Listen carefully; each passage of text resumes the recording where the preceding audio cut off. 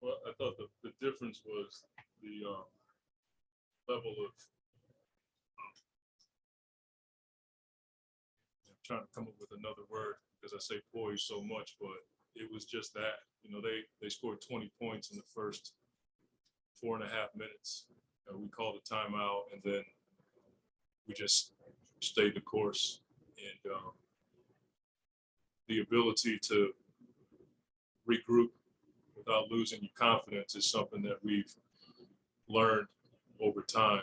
And in our program, we always say, we don't want anything to affect the culture, but also the spirit of our team. And I thought that was the case tonight. They came out just nailing threes, and we weren't up in our coverages.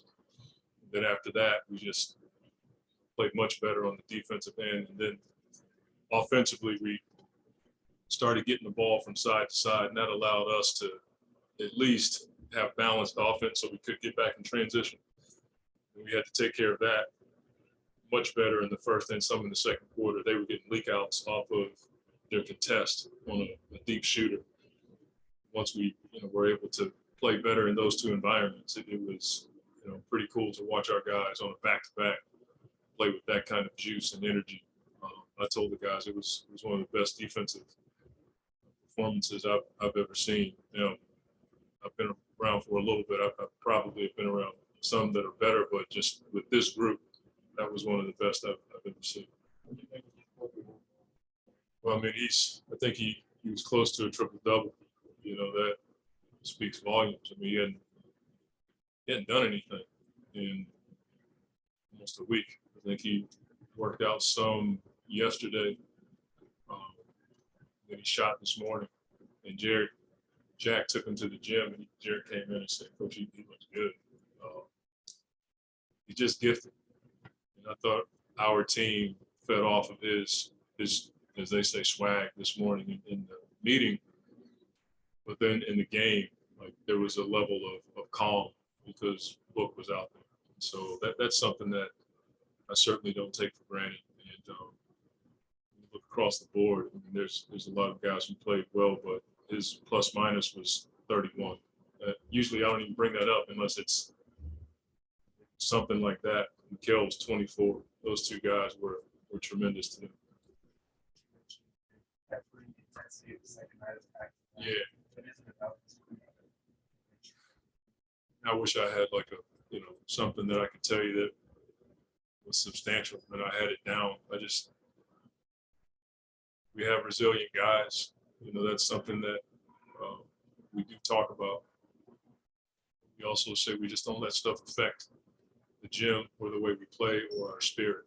And our guys like to hoop, Other than that, I don't have a great answer for you, but I know they love playing basketball and they love playing together. Yeah, I mean, it was one of those plays. I don't think it was malicious at all. Just thought he kind of got under Cam a little bit. I didn't see the replay, but it looked like he landed on his foot. But again, Cam, he did not want to leave the game. And when I saw him tying up his shoe tighter, that's always a sign that a guy can play through. We'll see how he responds to the plane ride home. But I was proud of his level of toughness in that moment.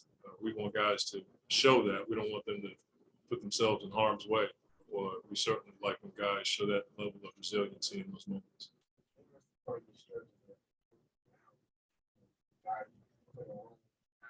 It's almost like adjusting again when you think about how that's emerged. What? Yeah, I just think guys played the same way. Like Landry was still firing away. That's what we want. We don't want him coming back and feeling like he's got to, look for other guys. We want him to feel like he's open shooter. When he sees an opportunity to attack, do it. I thought Aaron played with the same confidence and scoring threat that he's been since he's come to play with us. JaVale. I think that's what Chris and Book really want from everybody is to play their game. It makes it a lot easier, not easier, but it takes a bit of the pressure off them as far as double teams and things of that nature when it comes to coverages. They just seem like it wasn't forcing it, it felt like it was a game. Yeah, just, he had a bit of a continuation from last night. He had a ton of sacrificial dives tonight that opened it up for everybody. We were just trying to figure out if they were going to switch, if they were going to zone a lot, or if they were going to be in coverage. They started out in a normal coverage, and I thought DA did a pretty good job of, diving and then just doing what he does around the basket.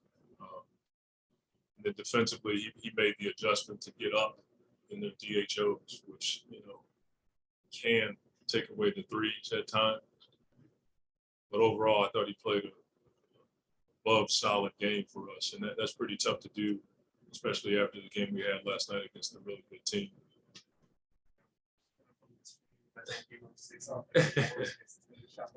Yeah, I mean, that's something that we addressed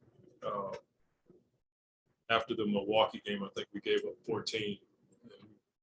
As hard as we played in Milwaukee, we felt like that was a bit of a difference, not being able to come up with the ball. Sometimes it's a funny bounce. Sometimes it's will, but to hold a team to that kind of shooting number and only give up 6 offensive rebounds, that's a focus group.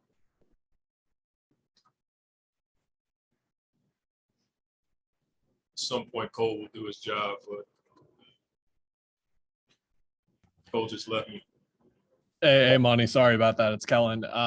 The road trip, you guys ended with a win. You have to go back to the Portland loss on the 3rd game of the year where you guys ended a road trip with a loss. Guys talk about good trip to great trip all the time. Is that just something you sense the guys use as extra motivation on these road trips to fly back to Phoenix with a win? Yeah, I think we started saying it my first year in Phoenix. We talked about when you end up with a good record on your trip and you win that last game, we always say the food tastes better. The short's a bit flighter. I mean, the flight's a bit shorter. Can't believe I said that. And we just, want to end it on a good note. But I thought the way we played and the resiliency that we showed allowed for us to end it on a good note. Playing in a game last night and having Miami sitting here waiting on you, that's not an ideal situation. So even though we lost in Milwaukee, I thought winning the way we did last night and then winning tonight the way that we did made it a really good trip and a great trip in Suns basketball language. Thank you. Thank you.